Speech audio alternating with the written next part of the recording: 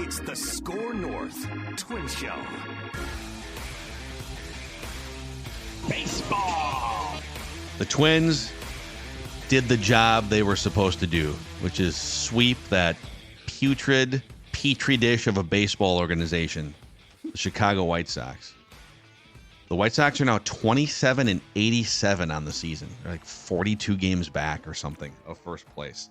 You know things are bad, boys, when a team's game notes, so these are generated by the White Sox PR department, is nothing but things like the White Sox have lost so this is going into Sunday, a franchise record 19 straight games, 22 of their last 23 and 25 of 28 as they continue a 6-game trip today in Minnesota. Dude. Like, this is from the PR department. There's nothing else to do. 20 consecutive losses. We're going to get into our State of the Twins categories here and talk about the Twins have hit a high point now, 14 games over 500. So you could either go to Padres, new partner of ours here across SKOR North podcast, to drown your sorrows if you're a Sox fan, or you can celebrate the Twins hitting their high watermark on the season with a nice pint at Padres, Joe. Oh, man. In fact, you know what? If you subjected yourself to the Twins-Sox series, or more importantly, if you're a White Sox fan, you need a good beer. You need a good drink, and Sports Dad has found one. That's right.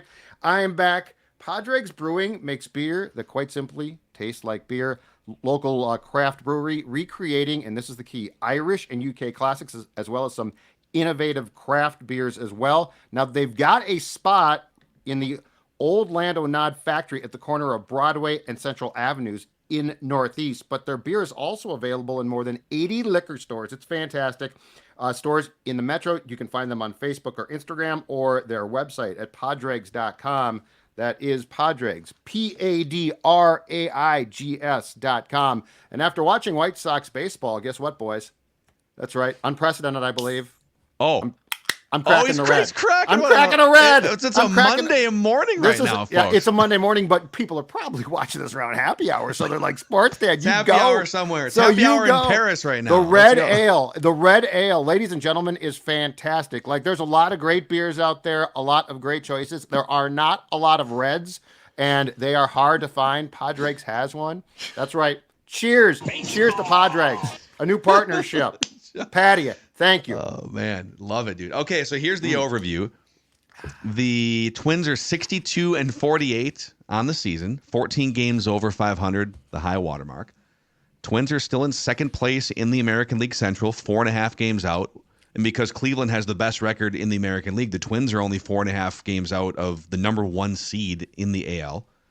Twins are 4th in runs scored per game offensively, 17th in runs allowed per game, fielding and pitching, 82% chance to make the playoffs according to Baseball Reference, and a 4% chance to win the whole bleeping thing.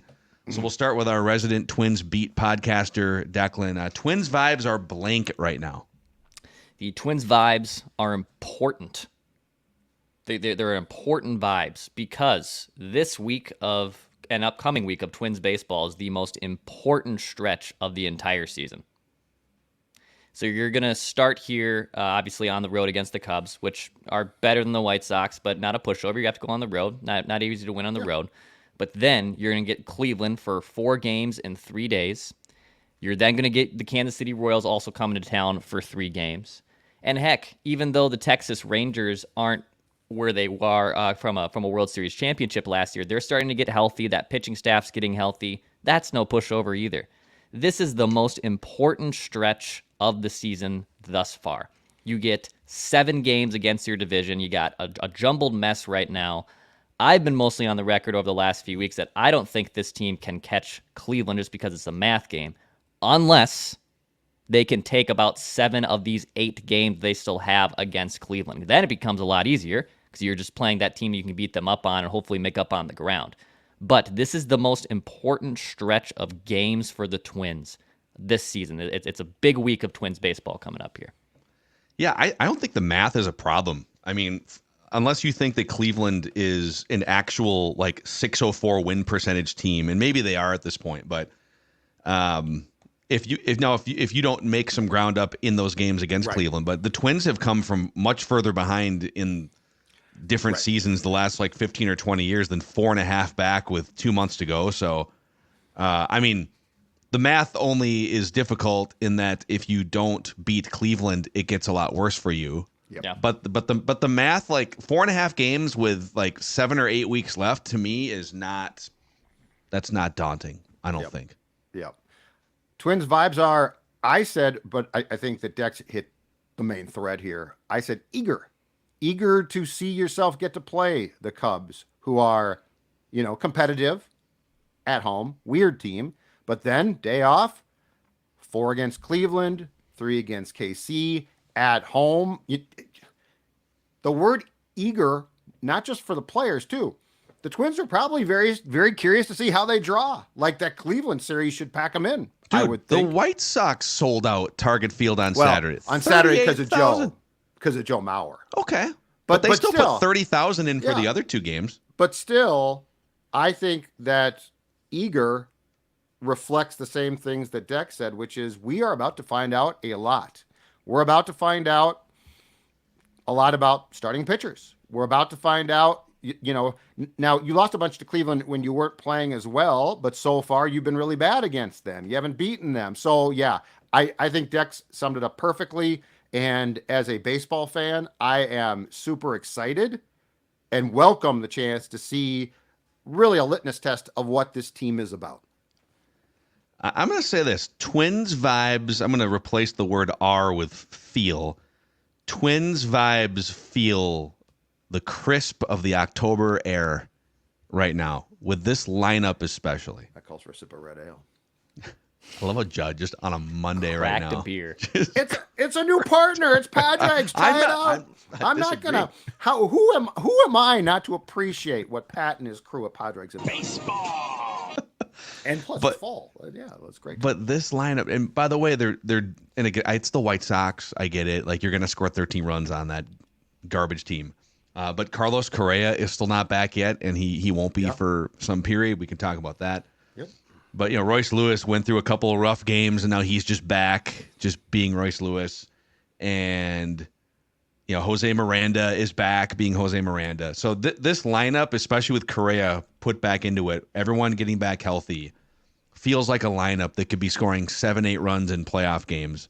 Now, they have to do it against the best pitchers and best teams, and they have struggled to do that if you look at their record against, Yankees, Guardians, etc. But I could see this 1 through 9, this lineup, doing some damage mid to late October right now. I'm holding my breath just slightly on the Byron Buxton collision with the wall on Sunday. He got taken out. Baldelli explained it. He said he was due up first, and because there's now a rush, like you go in and then have to immediately go hit. He said we at least wanted to have time to check him out. Byron post game, and I sort of like this. He sort of got offended when asked a couple of times, are you good to go? Or are you gonna have to sit out? And he's like, I'm standing here, right? I'm standing here. I could I'm see how he'd laughing. be a little sensitive with his I don't blame history. him. But anyway, whenever he stays down, especially if you look now, that dude is having a fantastic year. I mean, he was at like 244 in late June, and since then he has been on fire. His OPS now is good. Since late June, it's 1,000 plus. So it's interesting. I feel like because we didn't expect a lot from Buxton, and because he didn't start off hot at the plate, we're like, oh, okay. But Byron Buxton, if this team achieves what it wants, is going to end up hopefully healthy. He's going to end up being a huge part of this thing. He has been worth, according to Baseball Reference WAR, 3 wins above replacement, which is the second best among all Twins position players, yes. Carlos Correa being the only one ahead of him. In fact, if you look at Byron Buxton's career too, and like wins above replacement includes your offense, your fielding. If you play a more valuable position, you get some extra points there, and then just being able to play games. Also, obviously, it's a counting stat. So in his career, right now, he's tied for the 4th best wins above replacement mark, Baseball Reference WAR, of any season in his 10-year career. Yep. The only ones he's had a higher wins above replacement are 2017, which is when he played 140 games. Yep. He was worth just under 5 wins above replacement. And then 2021, 4.5 in only 61 games. He was incredible and then got hurt And then 2022, the only All-Star season, 3.9 wins above replacement in just 92 games. So I just he's having one of the best seasons of his career because he's on the field. He's still able to play and track down fly balls in the gaps defensively, hitting for some power. Yeah. He reached his, I believe he played in 2023. I think he played in 85 games total. He reached that yesterday.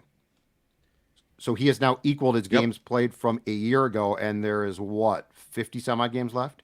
Yeah, this is now the fifth most games he's played in his entire career with 2 months to go. It's a great story because I think we all, including me for sure, were sort of dismissive of, okay, if you can get something, it's great. If he can play like this, it's just huge. In fact, real quick, one more thing on Buxton. So this is his 10th season. He had the 140 games in 2017. The second most games he's played, and he did it twice, was 92 games. Well, he's a week. If he plays every game the next week, which he might not play all of the games, but in a week and a half from now, he will have hit the second most games, knock on wood, of any season in his career. So, okay, back to Dex. What is your favorite current Twins thing? My favorite current Twins thing is Royce Lewis doesn't do slumps. So there was some chatter, and even I asked him point blank on Friday afternoon in the clubhouse before the series began. I was like, do you feel you're about to bust out of a slump here? You have been struggling a little bit at the plate hitting wise. And he kind of looked at me. Use the word slump. Did you use the word slump? Wow, I did. Dude. I used the word slump at him. And he goes, oh, with a big smile and grin in his face, he goes, oh, I don't slump, bro. I don't slump. T-shirt, print T-shirt. And then he goes out against the White Sox and absolutely clobbers a really bad White Sox pitching, but regardless, puts up 14 total bases over the last 4 games. That includes the last game against the Mets. And then he was just telling me about his approach. Like he said on the road trip against the Mets and the Tigers, how he's like, I'm not Mr. Blame umpire guy, but I was getting calls that were just atrocious. He said at one point during, I believe, the Mets series, the home plate umpire came over to him in the next game at third, because obviously the umpires rotate a position, so the home plate umpire was at third base, and he apologized to Royce for one of the horrible calls that took place the game before. And Royce is like, I really don't know what I'm supposed to do with that. It already happened, and I've moved on from it. But his just mindset of, I might not be hitting well going into this homestand against the White Sox. My approach is still the same. And then he even talked about the challenges of, I love that pitchers still try to come after me on the inside because they know I'm going to absolutely clobber the ball. And then against the White Sox, he's getting pitches out of the zone, outer half, right? Nothing in the inner half. And he's going the other way with it. The dude is a cerebral hitter. And it's very difficult, I think, to have the mindset, especially in baseball, when you get locked into a slump where you can just kind of, start really questioning a lot of things. He is laser focused at the plate. It's a hard thing to really quantify and explain, but his positivity and his just, energy towards hitting is incredible. And you saw him absolutely clobber the White Sox over the weekend. I don't slump, bro. I don't slump, bro. Yeah. So he got, what day did he get drug tested? Was it Friday night, I believe. Friday night? Yeah. And he was asked about he offered up that he had been drug tested after the game. And he said, you ain't going to find anything in these veins except ice cream. Yeah. He's a hoot. So, Royce Lewis just back on track after a weekend against the White Sox. Okay, Judd, your favorite current Twins thing?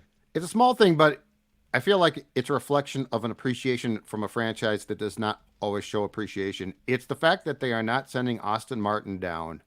I love to watch that kid play. And he's not perfect, and I'm not saying he's a great player, but you know what? He works counts. His at-bats are fundamentally incredibly sound. Now, they might not necessarily be 2024 sexy, but they are sound. He can play multiple places. There was a time where that Barrios trade looked like a real dud. And Barrios at that time was not going great in Toronto, so it sort of looked like a shrug trade. But, until the last 2 starts, and we can certainly talk about this, Simeon, Woods, Richardson had given this team a lot, but I just love how Martin plays, and I love the fact that he is going to give you a competitive game. He cares, he plays hard, so it's just a small thing, but I think as far as depth goes, it's important. Austin Martin. I actually have the same opinion, but Brooks Lee. I think you could make a case that both those guys are right on the border offensively of, are they giving you enough with the bat? to be starting for the next 2 months on a team that wants to do damage in the playoffs. What I love about Brooks Lee is defensively alone, he's been one of their most valuable players since he got called up. In fact, how about this? On the season, Austin Martin, he's not quite playing the premium positions that Brooks Lee is, because they got Brooks at like shortstop and whatnot. Absolutely. So on the season, just defensive wins above replacement among the position players, Brooks Lee has been the second most valuable defender for the Twins. And he's only played 24 games. He's ahead of Byron Buxton. The only player on the roster that's been more valuable defensively is Christian Vazquez. When he's out there, he's a good backstop, according to wins above replacement. But he obviously can't stay in the lineup offensively. So yeah, they got a couple like Brooks Lee and Austin Martin. They can work some counts. They can play different positions defensively, and they don't strike out a lot too. They'll just like put the ball in play and make the defense do something. If they choose a position for Brooks, he will win a Gold Glove within 3 years. Ooh, write that down. I already got it written down on Wednesday. But I've been thinking about that. If they choose a position, and I don't think it's going to be shortstop ultimately, in part because Carlos is here and he's fantastic, but I think if he's a second baseman or third baseman pretty much full time, he's a Gold Glover. He's that good. He's that good right now, and he'll only get better. So yeah, he's been a blast to watch. Okay. Baseball. My favorite Twins thing right now, I think it's Matt Walner. Sure. Matt Walner, absolutely terrible the first 2 or 3 weeks of the season. A rare case where a guy who was awesome the previous season is so bad in the first 2 or 3 weeks that they get sent down to the minor leagues, and then he goes and I think he was slumping for a couple weeks there. He goes and hits 18 home runs in like a month and a half for AAA St. Paul. Gets called back up. And so far on the season, Matt Walner has an OPS, even with the first like 3 weeks on his resume. That's including that stretch. He has an OPS of 1,006. Just for context, when Justin Morneau won the MVP in 2006, his OPS was 70 points lower than Matt Walner's is right now in 2024 for the Twins. Now, if you want to say, okay, well, that's 15, 20 years ago. What about OPS plus, which puts it into, whatever the time period you're playing in and the stadiums and all those things. So Justin Morneau had a 140 OPS plus, 40% above league average. Matt Walner, a 177 OPS plus. That's 77% higher than league average. Mm-hmm. Now, he's exclusively hitting against right-handed pitching, and he's slaying it. But, yeah, dude, Matt Walner has come up, and you're going to face like 75% right-handed pitching the rest of your games anyway. So he's killing it. He's killing it.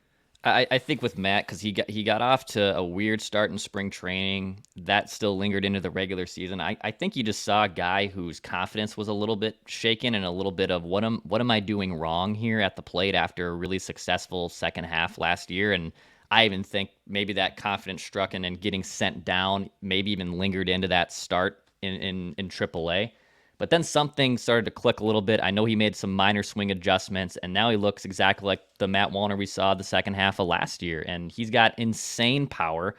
I know Patrick, Royce always likes to sometimes mock, the exit velocities and a hard hit rate. That dude, when he connects on a baseball, it is just smoked, dude.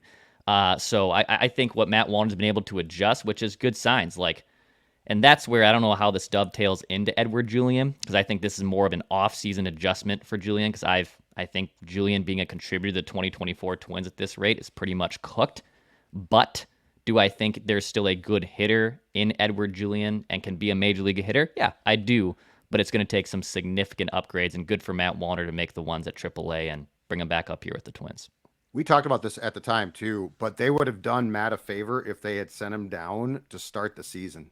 Like you could tell, and it's one thing in spring training to struggle, and okay, it's not that big a deal. But but when you look lost, and he looked lost, and then the season starts, and he looked the exact same way. I actually think that you could have triggered this success a little bit quicker if you had just said, "Okay, dude, you need to work on some stuff.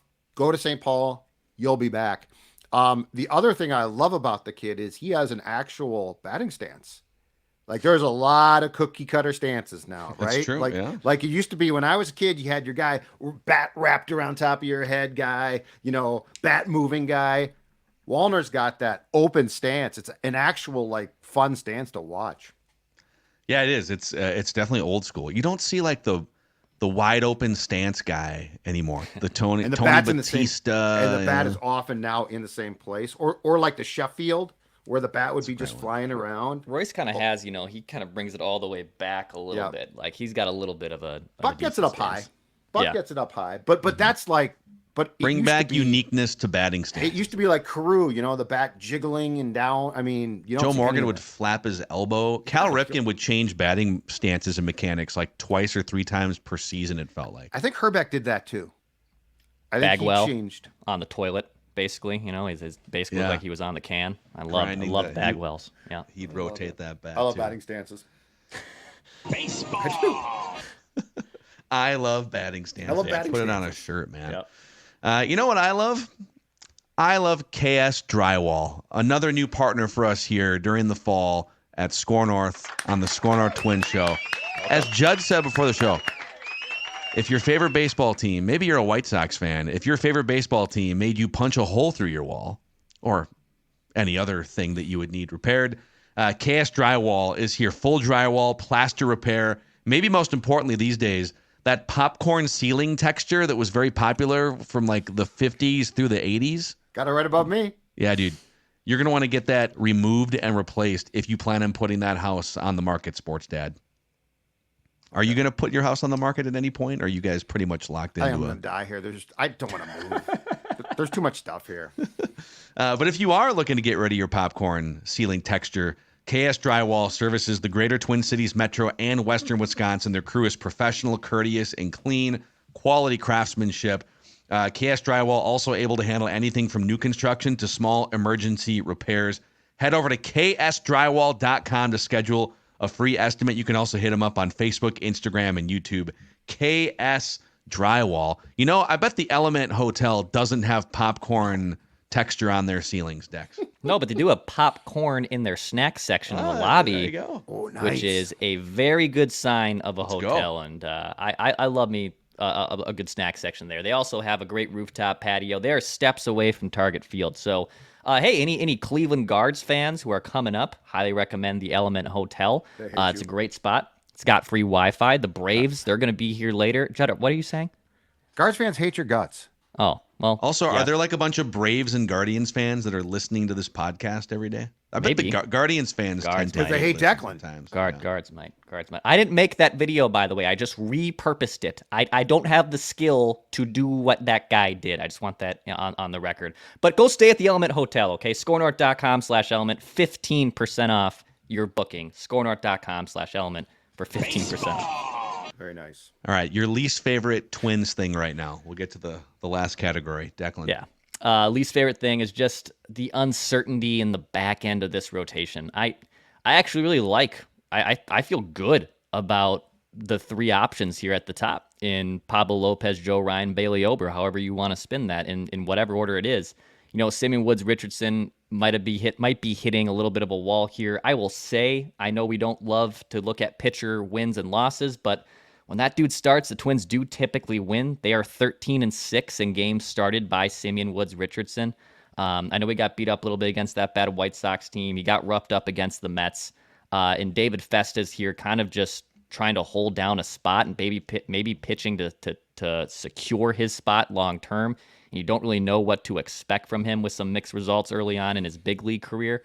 And when they play the Guards, I mean, they're going to have to rely on Sim, David Festa, even an unannounced starter for game 2 of the Friday doubleheader. So just the back end options there. I mean, look, it'd be great if you have 5 just incredible, reliable options. It's next to impossible, honestly, in today's game in baseball. But just the uncertainty, I think, in the back end of the rotation is what concerns me the most here. Dex and I, again, tracking perfectly. Oh, look at this. But I want to take this in a different direction. But it frustrates me so much. It gets me so worked up that I'm going to take a sip of my Padregs first to elaborate on this, okay? So Declan summed up his part perfectly. Here's what frustrates me. And even our guy, Patrick Royce, has jumped on who were they supposed to get, right? Who were they supposed to get? Who were the Twins supposed to get? Okay, so I decided to dig on this. Because we're told, well, everyone we call, they ask for top of the line. They wanted do you want to trade Brooksley? They didn't just want Walker Jenkins. They wanted us to clone Walker Jenkins and get back to them when he was scientifically cloned. And this is the fear-mongering crap that people who are defensive pull, okay? I mean, we were going to have to trade Brooksley. If you guys want to trade him, that's fine, but we don't. Okay. Declan put it perfectly. Let me say this slowly. Back end of the rotation. An ace would have been awesome. It would have been cool. It wasn't going to happen. We all basically accepted that. But who are they supposed to get? Last Sunday, a week ago Sunday, so not yesterday, a week ago, a day before the trade deadline. Very simple trade made by division rival Kansas City with the Texas Rangers, who last time I checked aren't in the American League Central. I'm guessing they didn't ask for Brooksley. Michael Lorenzen, 26-year-old southpaw, all-star in 2023. He's not great. But right before the season started, he signed a 1-year, $4.5 million deal with Texas. So we're talking about a guy whose contract is done. You never have to see him again. Back end depth, though, right? He was 5-6 with a 3.81. This is the most important thing. 3.81 ERA in 19 games and 18 starts for the Rangers. He gets traded to KC. Well, who are they going to give up? I looked this up. Let me tell you what the return was, okay? The return was a slappy, a left-handed 26-year-old minor league reliever who's had been up with KC a little bit, named Walter Pennington. Pennington did not open the season on the Royals' top 30 prospects list, so he wasn't. He had been signed as an undrafted free agent, for you fans of the National Football League, that'd be UDFA, in 2020. Okay? That was the return. It was a straight deal. You take Lorenzen, we'll take a slappy back. So for all of you, it was a 1-for-1. It was a 1-for-1 trade. Nothing else. What were they supposed to do? What were the Twins supposed to do? That's what they were supposed to do, because to back up Declan's point, you were looking for depth in the starting rotation. So now, you know what? Game 2 against the Guards. Yeah. Michael Lorenzen starts instead of what? Provis said, and Bally's is back on my TV. Provis said, he asked Rocco, would you even consider backing up Joe Ryan from Wednesday against the Cubs to Friday against Cleveland? Baldelli wouldn't answer, but before you think that sounds crazy, Corey Provis, pretty damn good. So this is what frustrates me. Nobody was telling the Twins to go get Babe Ruth or another Hall of Famer. What they were saying was you need depth in your starting rotation. Sim has had back-to-back bad starts. David Festa, I think this is unfair. Like, this is a complete unknown. And you didn't. And now, because the last part of my rant is this. Well, the Twins are fine in the playoffs, though. They got 3 good starters. The first series goes 3 games. The second is 5. Ladies and gentlemen, you have to make the playoffs for your rotation top end strength to become a strength. So this is my frustration. Yeah, I'm gonna piggyback here as well with some added layers. I agree with you guys. I mean, Simeon Woods Richardson has been really good to this point, but we're also reaching a point where he's never come close to being as a major league pitcher. Like, he's thrown 95 1/3 innings, major league innings this season. Which is 10 times as many major league innings as he threw combined in the previous first 2 years of his career. Yep. And then you look in the minor leagues, so the most innings he has ever thrown in a full minor league season was 113 2/3 last year. And then the 4 2/3 he pitched with the Twins. So let's call it 118 innings. I mean, he's what? 22 innings. He's like 3 starts away from hitting his career high in innings. So that's something to keep an eye on. Chris Paddock has already hit the wall. If you could see this coming from 10 miles away, right? Yep. That his previous few injuries all over the place, 22 innings in 2022, 5 innings at the very end of last season. And then he's thrown 88 1/3, the most innings he's thrown since 2021. Like, yeah, you're going to hit a wall at some point in August. And then even like all Bailey Ober has been incredible. and he's doing things in terms of like stringing quality starts together that we haven't seen since I think Phil Hughes was the last Twins pitcher to put together this many consecutive quality starts back in 2014. Mm-hmm. But even he is like 22 innings away from where he was last year. What does that look like deeper into September, October? And to Judd's point, even though I would prefer to continue hunting forwards in the standings, you're only 4.5 back of the Guardians. You're only 3.5 up from losing a wild card spot because everything is so tight right now. So if the asking price for a depth number 4 or number 5 starter was something outside of your top 20 or 25 prospects, that is, that's a risky trade to not pull the trigger on. So we'll have to see, man. Like, what happens if, let's say Simeon Woods Richardson has just kind of hit a wall, and let's say Chris Paddock isn't coming back as a meaningful member of your rotation. Like, where are you pulling from? I mean, Randy Dobnak's up, but he's giving up runs to the White Sox. Like, so they're once they get to the playoffs, I agree, they're actually in great shape. But it is not a foregone conclusion that they're going to get to the playoffs with this back end of the rotation. And to go back to the cliched phrase, hope is not a strategy. If you think Paddock might come back, that is purely based on hope. I think coming back as a reliever would be Oh, that's fine. No, but I'm right? saying, like, if you're like, here he comes to save the day, Yeah. Chris Paddock's on the way. No, sorry. Also, it's worth noting, not to dump on Chris Paddock here, but Chris Paddock has been one of the most hittable starting pitchers in Major League Baseball since 2019. So you're literally hoping for like a flashback version of 23-year-old Chris Paddock in the most pitcher-friendly ballpark in the world, where San Diego plays. When he was a rookie in 2019, he was excellent, but he's been, in terms of like contact and hit rate and hits allowed and home runs allowed, he's been one of the most hittable starting pitchers in the league, even when healthy, dating back to 2019. So, yeah, like, not trying to, you need guys to fill out your rotation, but he's not coming back to like dominate September for you unless he does something he hasn't done in 5 years. So I think we're all on the same page with. Yeah, and I think there is a good pitcher in there for the bullpen. I mean, we saw glimpses of that last year.